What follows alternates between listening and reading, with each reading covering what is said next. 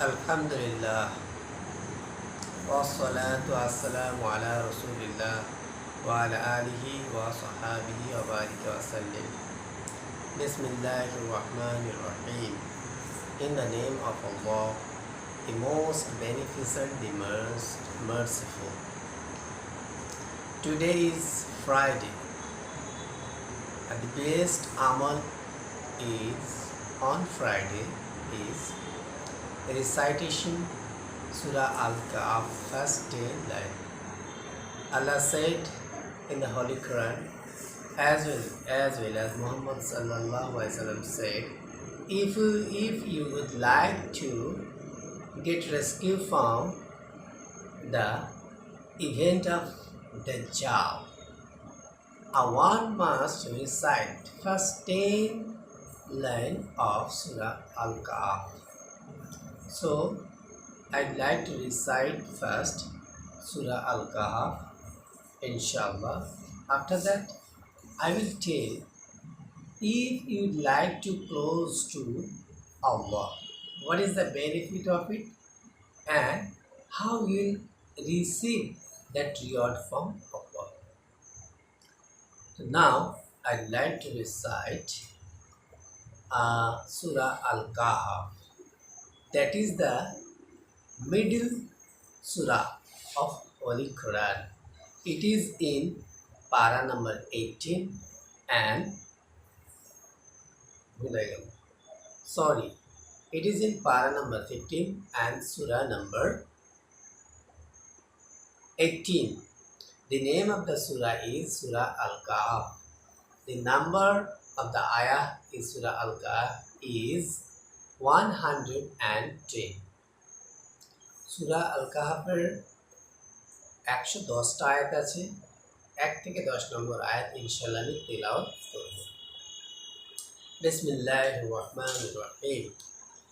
আলহামদুলিল্লাহিল্লাযী আনজালা আলা আবদিহিল কিতাব ওয়া লাম ইয়াজআল লাহু ইওয়াজা قيما لينذر بأسا شديدا من لدنه ويبشر المؤمنين الذين يعملون الصالحات أن لهم أجرا حسنا ماكثين فيه أبدا وانذر الذين قالوا اتخذ الله ولدا ما لهم به من علم ولا لآبائهم كبرت كلمة تخرج من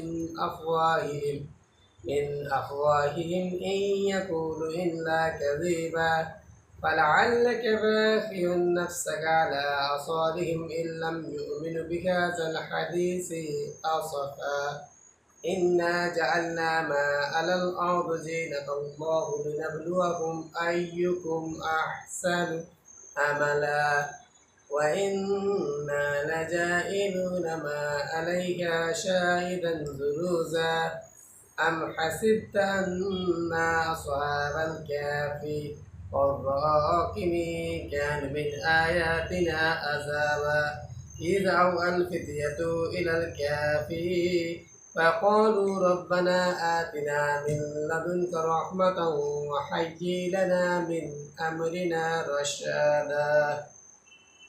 Alhamdulillah. Now, I'd like to draw an attention on about how to be close to Allah and what is the benefit of it. Everyone wants to be closer to his Creator, because if you are going to be closer to the Creator, you will get immense benefit.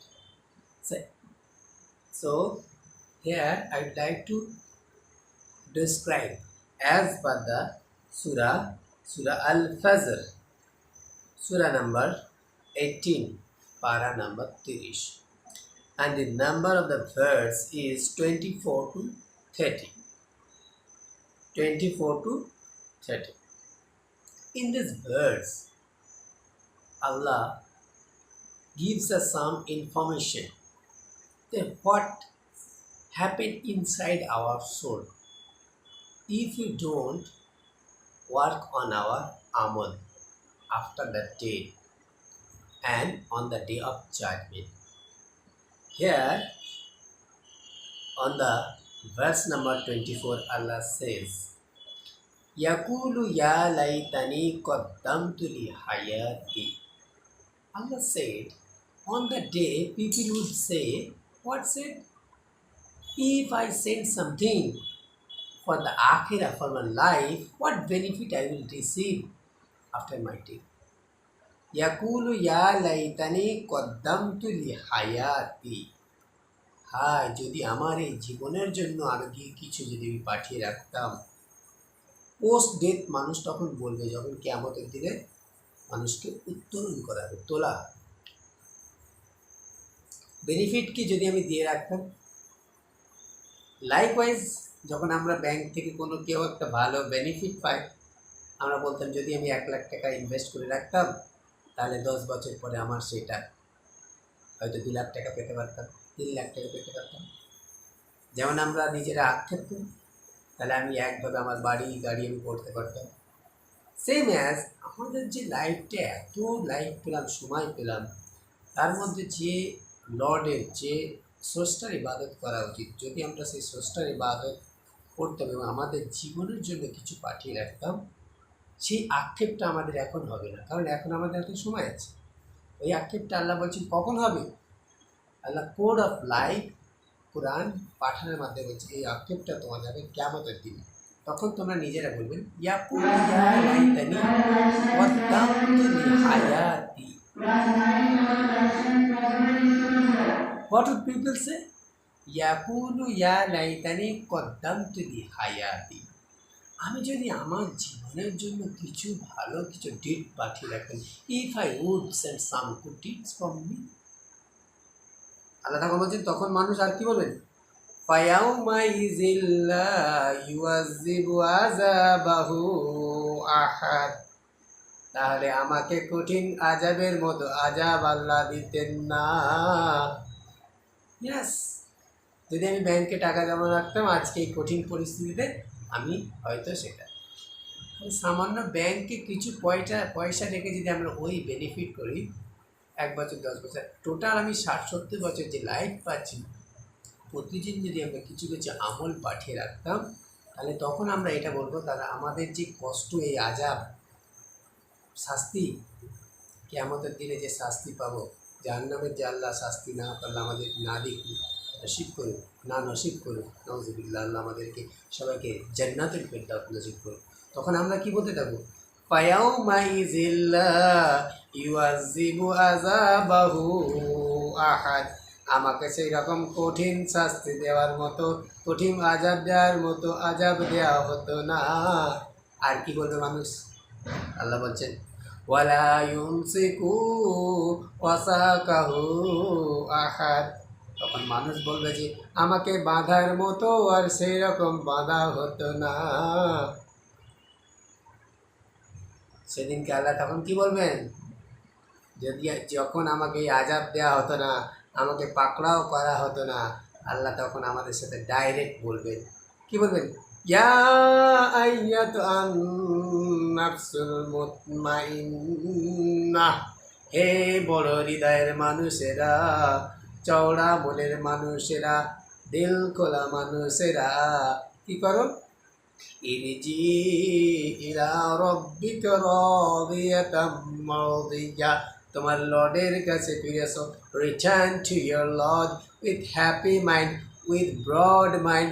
হাসি মুখে, খুশি মনে নিজের রবের দিকে ফিরে এসো। তোমাদের পরিশ্রমে আমি সাকসেসফুল আছি। I am happy with your আমল, I am happy with your good deeds. Allah ঘোষণা করবেন। আল্লাহ আর কি ঘোষণা করবেন? না, ফাদখুলি ফি ইবাদি। নিশ্চয়ই তোমরা ইবাদতকারী, নিশ্চয়ই you are the prayerer persons who obedient me, who follow me, who follow my holy Quran, and fadkhuli fi ibadi, and you